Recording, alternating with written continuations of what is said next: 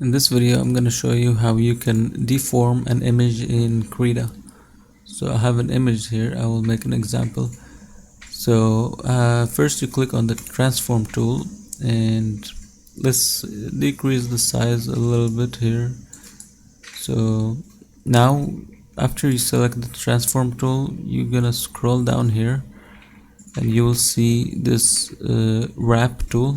You click on it and now it should give you the option to basically have these little dots here that you could adjust.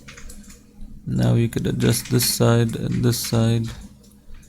Basically you could deform the image as much as you want here. You could also increase the number of dots. So if you scroll down here, over here you could make 4 dots or 5 dots. Now you have more dots where you could just have more freedom to okay, so now you can have more freedom to adjust the deformation of your image.